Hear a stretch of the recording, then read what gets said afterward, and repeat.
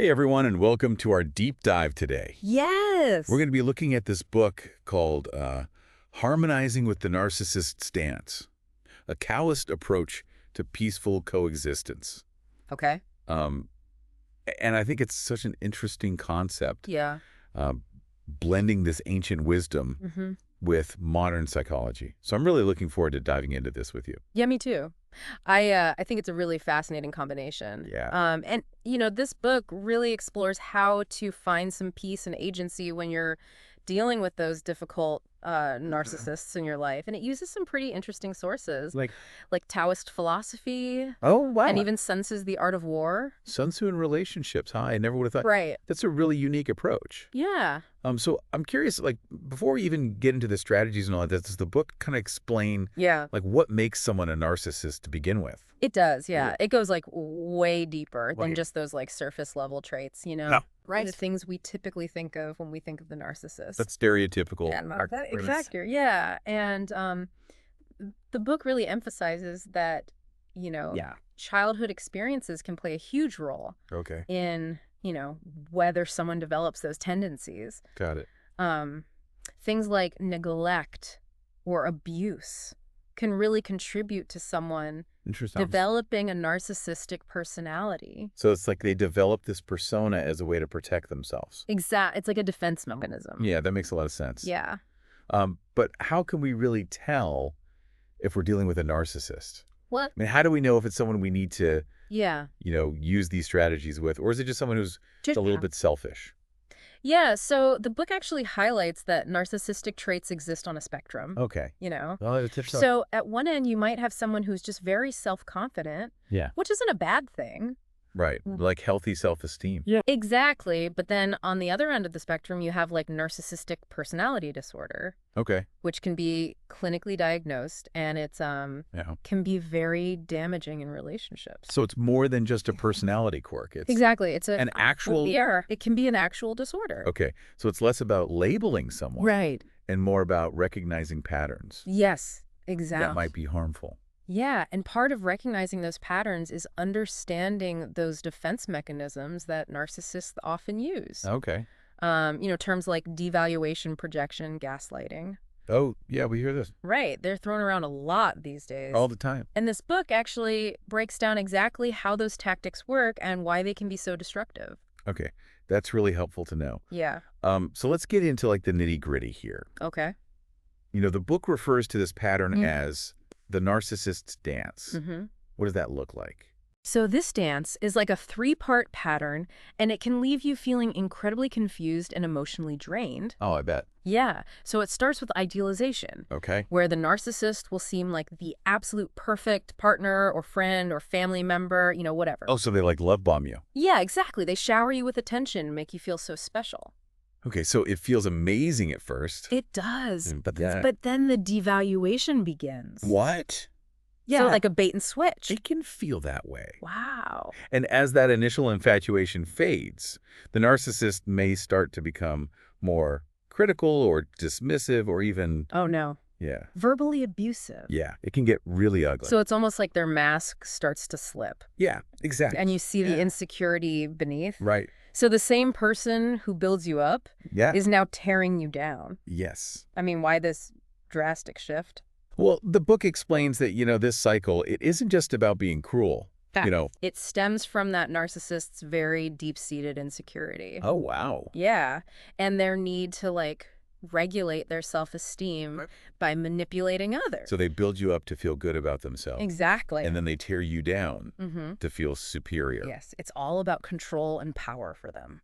Wow. That's Yeah. a really powerful insight. Yeah, It helps make sense of it. yeah. So where does the dance go from there? So sadly for many, it ends in discard. Discard. Yeah, where the narcissist just moves on, Oh, wow. and often leaving the other person just devastated. And wondering what just happened. Yeah, absolutely. Wow. So It's a really painful cycle. it is. Yeah. And I love that the book takes this really unique turn here. Yeah. Instead of telling you to fight fire with fire, it says, let's draw inspiration from some Taoist principles. Exactly. Okay. So Taoism Yeah. and dealing with narcissists, Mhm. I'm so intrigued. Tell me more. Yeah, so the book highlights this concept of Wu Wei, which translates to effortless action. Okay. It's not about passivity. Okay. It's about choosing your battles wisely and responding in a way that Yeah. doesn't fuel that narcissist's need for drama. So it's more like Yeah, strategic retreat, exactly. knowing when to just Yeah. disengage Yeah. and protect your energy. Yeah, I love that you said that because Yeah. it's so important to protect your energy when you're dealing with these types of people. I can see that. Yeah. And the book doesn't just stop there. No, it doesn't. It also brings in the concept of yin-yang balance. Exactly. Okay, so help me Yeah. wrap my head around this. How does that Yeah. apply? So the idea with yin-yang is that these seemingly opposite forces, they're actually interconnected. Okay. And they create equilibrium. Okay. So the narcissist is often representing that really assertive yang energy. Okay. So the key is to cultivate your receptive yet strong yin energy. It's not about being dominated, Yeah. but creating balance. Yeah. Exactly. And the book gives some really practical techniques to help you do just that. Okay, I'm on the edge of my seat. I have to know, Yeah. what are some of these techniques? Yeah, so one of the core techniques is cultivating unshakable presence. Okay. And that's all about developing that inner calm and that strong sense of self so that you are less susceptible to the narcissist's manipulations. Oh, so it's like you have that inner confidence. Yes, exactly. That can't be shaken. Exactly. Okay, I love that. Yeah. And then the book also dives deep into strategic retreat, Yes. which we've touched on a little bit, but I'd love to hear more. Yeah, so strategic retreat, it's not about running away, Right. but it's about recognizing when disengagement is the most powerful move. Okay. And it's really about protecting your energy and refusing to get drawn into their games. I love this idea of not playing their game. Yes. I think that's so powerful. Yeah. Are there any other techniques that we should know about? Absolutely. So the book highlights the importance of adaptability. Okay. Which is really important when you're dealing with someone whose behaviors are so unpredictable. Yeah. So it's about being flexible Okay. and adjusting your approach based on the situation. It's like staying one step ahead. Yeah, it's like a game of chess. I love it. What else? All right, so the book also draws upon the Taoist principle of patience and non-resistance. It's not about being a doormat, Okay. but it's about responding in a way that is calm and thoughtful. So rather than escalating, Exactly. you're de-escalating. Yes, Which can be so disarming. it can, because they are expecting that big reaction from you. Yeah, they want you to get riled up. Exactly. Wow. This is fascinating. It is. You know, it's like we're taking this ancient wisdom Yeah. and applying it to Yes. modern day relationship challenges. I love that. Now, you mentioned earlier that the book delves into codependency. Yes. I think that's something that a lot of people struggle with, especially in relationships with narcissists. It is really common. So can you tell us a little bit more about that? Yeah, so codependency, it's really all about getting so entangled in the narcissist's needs Okay. that you actually lose sight of your own. You get wrapped up in. Yeah, and you become almost addicted to their approval and validation. I can see how that happens. Yeah, You know, you're so focused on trying to please them. exactly. So how does the book help us Yeah. break free from this pattern? So first, it helps you to recognize the signs and the root causes of codependency. Okay. And then it encourages you to cultivate self-awareness and self-love. So you're not looking to them for that. Exactly. You're finding it within. Yes, and it also emphasizes the importance of building a supportive network outside of that relationship. That makes sense, because you need that Yeah, you need that outside to perspective. kind of ground you. Absolutely. So it's about reclaiming your own identity and your worth, Exactly. and recognizing that Yeah, you deserve to be in healthy relationships, Yeah. not ones that drain you. absolutely. I love that. And to help you with all of that, the book actually provides a toolkit. Okay, so it's not just theory. No, it's very actionable preemptive. advice. Yeah, absolutely. Okay, can you give us like a sneak peek Yeah, into this toolkit? sure. One of the key elements is cultivating self-awareness, Yeah, which we've touched upon. we've talked about that. A little bit, yeah. But what else is in there? So the toolkit also emphasizes developing emotional intelligence. Oh, So understanding not just your own emotions, but also the emotions of the narcissist. so being able to Yeah. anticipate their behavior Exactly. and know how to respond. Yes. Love it. Okay. What else? All right, so there's a whole section on strategic thinking, Okay. inspired by the art of war. I love it. So you're Yeah. approaching the situation with a strategic mindset. Exactly. Awesome. Okay. What else? All right, so the toolkit also covers the importance of establishing clear boundaries, which we talked about a bit earlier. Yeah, we touched on that. But it goes into much more depth in the toolkit. Okay. And it also emphasizes fostering those supportive relationships. Yes. Outside of the relationship with the narcissist. So important. It's so important because you need that support system. Yeah. Those people who can give you a reality check. Yeah, and remind you of your worth. Exactly. Okay, I love this toolkit. I Yeah. feel like we're just scratching the surface here. Yeah. But I'm already seeing how powerful these concepts can be. It's a great book. It is. Yeah. What stands out to you as the most valuable takeaway so far? You know, for me, it's this. This book really empowers you to shift from feeling like a victim of the narcissist stance to becoming a more skillful participant. I love that. Yeah. Taking back your power. Exactly. You're not just reacting. Right. You're responding strategically and thoughtfully with the goal of protecting yourself and creating peace in your life. I love that. Yeah. This is a great place to kind of pause our deep dive. For now, but before we go, I want to leave our listeners with something to ponder. Okay.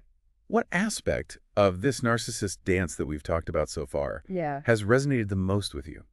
Think about that. And we'll be back in part 2, where we're going to explore even more of the book's fascinating insights and practical techniques. So stay tuned.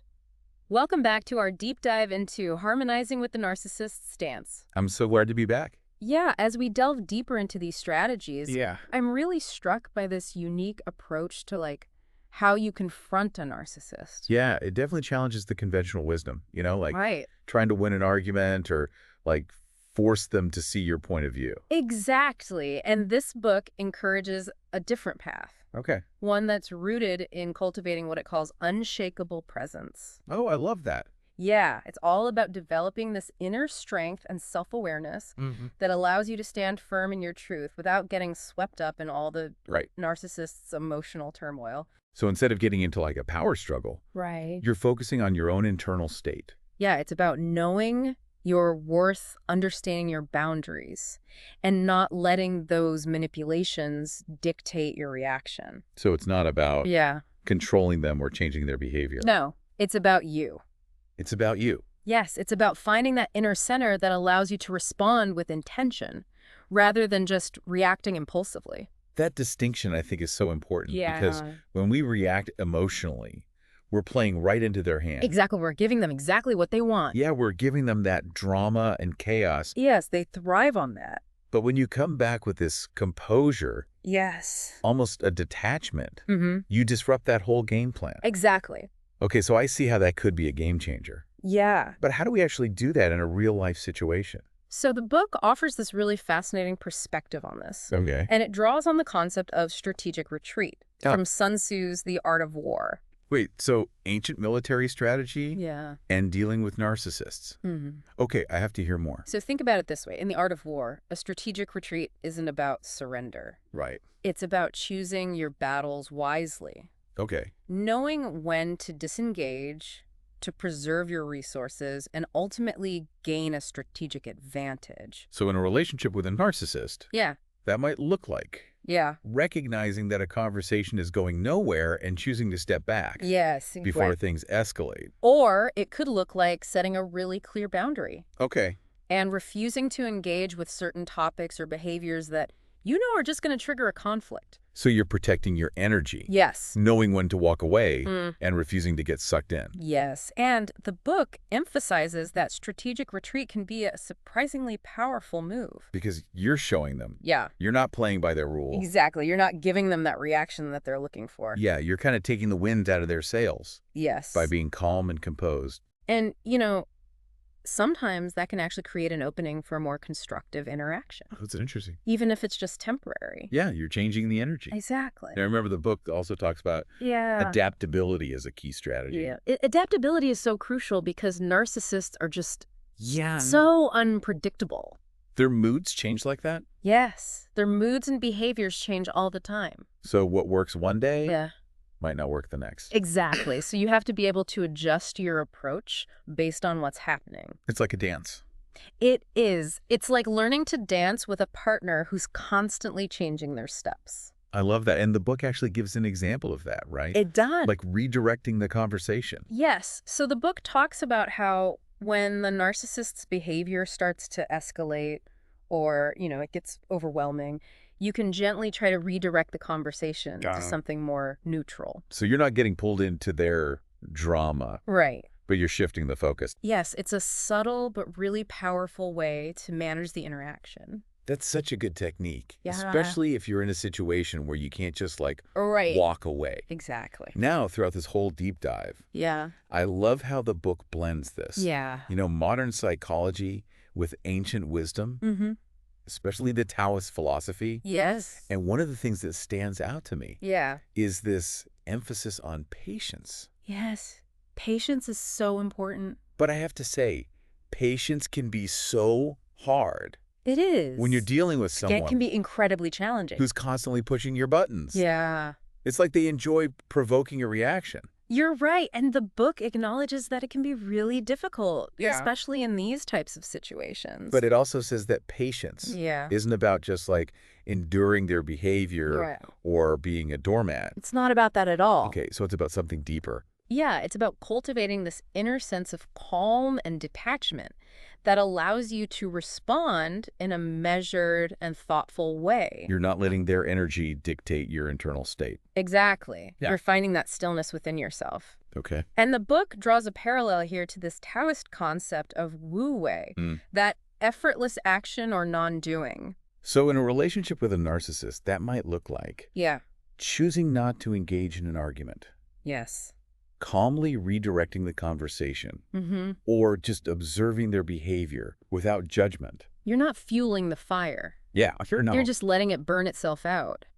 That can be so disarming. It can, because they're expecting that reaction. Yeah. And when they don't get it. They don't know what to do. Exactly. Earlier, you mentioned this idea of emotional intelligence. Yeah. I'd love to hear a little bit more about how that plays a role. So emotional intelligence in this context is about understanding not just your own emotions, but also the narcissist's emotions. So being able to see things from their perspective. To a certain degree, yeah. To understand their motivations. And the book suggests that developing this awareness can really help you to navigate the relationship more effectively. Do you have an example of how that play out? Sure. So let's say, that the narcissist in your life tends to become especially critical when they're feeling insecure. Okay. So by recognizing those signs of insecurity, you might be able to anticipate that criticism. And choose a response that doesn't escalate. Exactly. You might even offer some reassurance or validation. Okay. Or you might decide to disengage until they're in a calmer state of mind. It's all about having that awareness and then choosing your response strategically. Exactly. And it's not about excusing their behavior or becoming a doormat. Right. It's about understanding those dynamics at play so that you can protect yourself.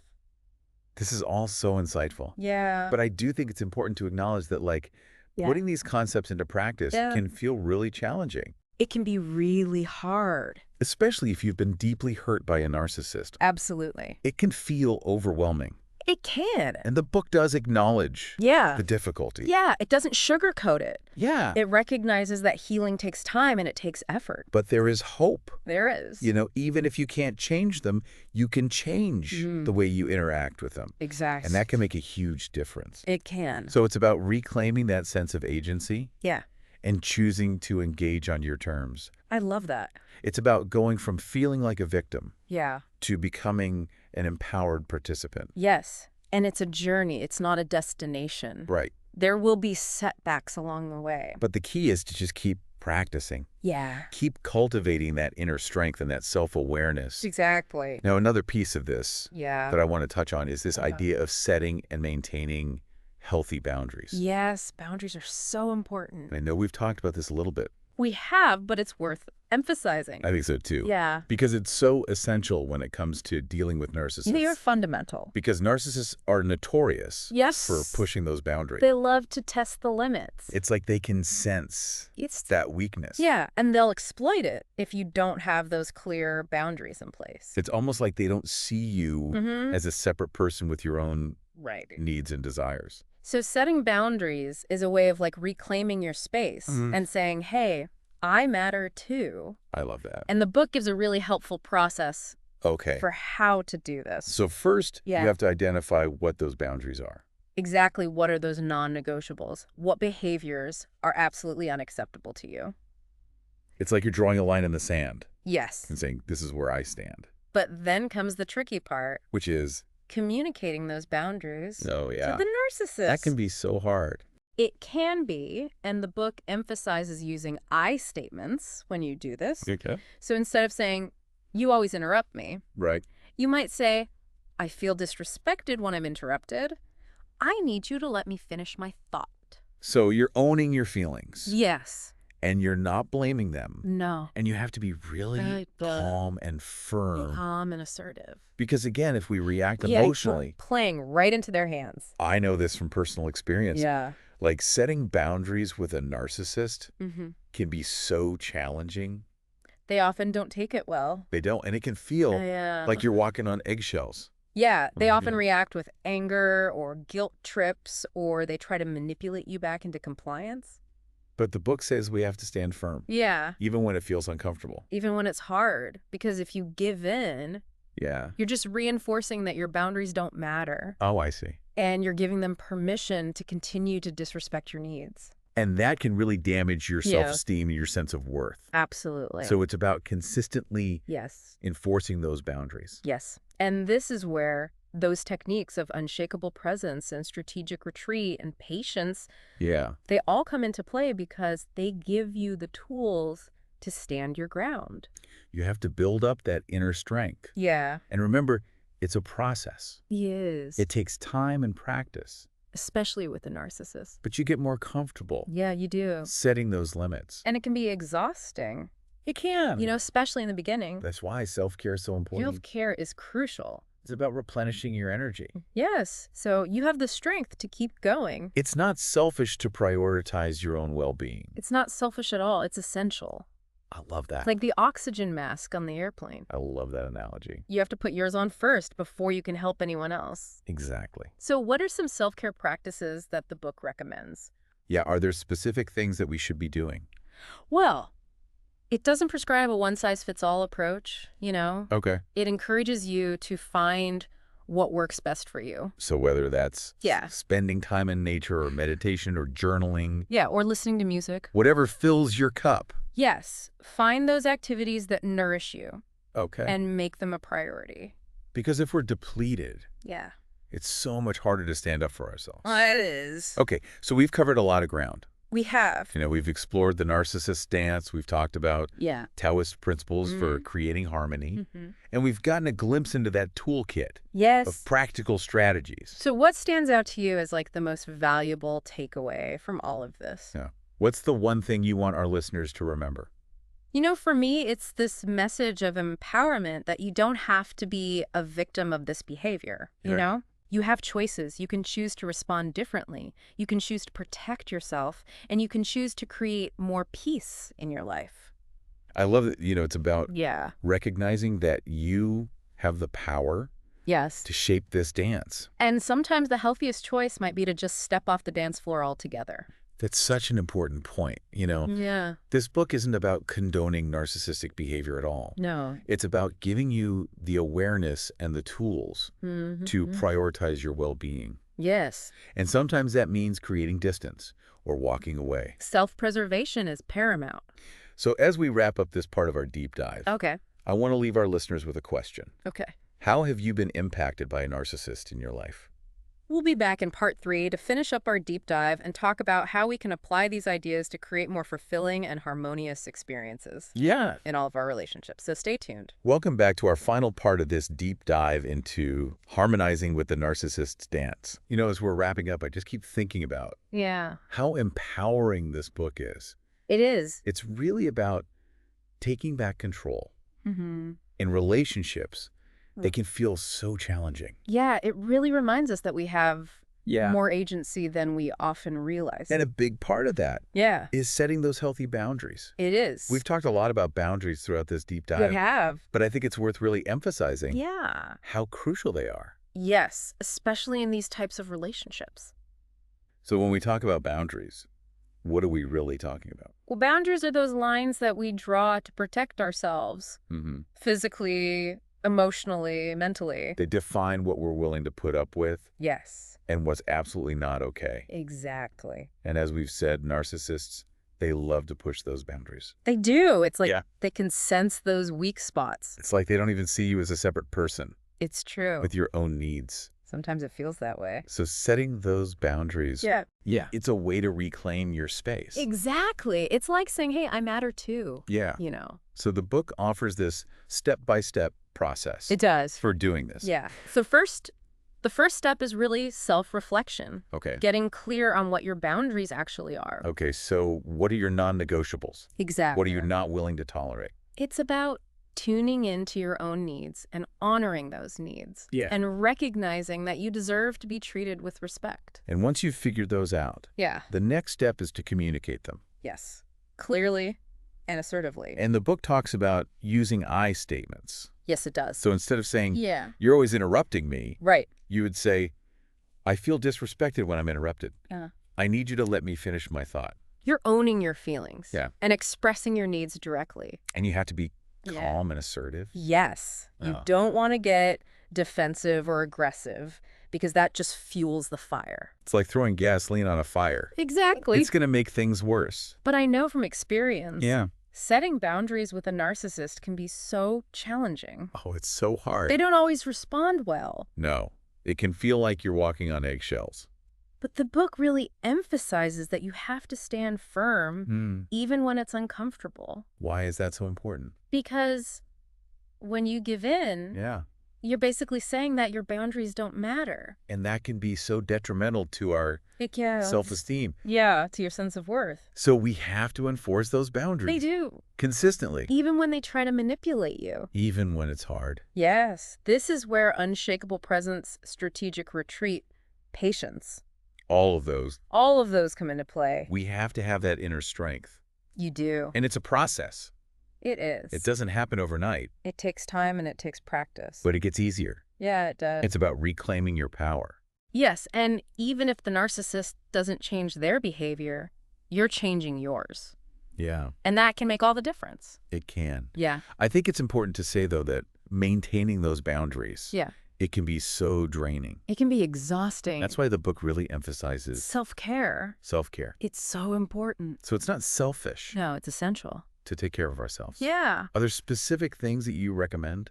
Well, the book encourages you to find what works for you. Okay. You know, whether that's spending time in nature, meditating, journaling. Anything that fills your cup. Exactly. Because when we're depleted, it's that much harder. It is. To stand up for ourselves. So what stands out to you as the most valuable takeaway from this book? The most valuable takeaway, it's this idea that you don't have to be a victim. You have choices. You do. You can respond differently. You can protect yourself. And you can create peace in your life. Yes. I love that. And sometimes the healthiest choice is to just step off the dance floor altogether. It's true. This book is not about condoning or enabling this behavior. Right. It's about giving you the tools to make choices that prioritize your well-being. Yeah. And sometimes that means walking away.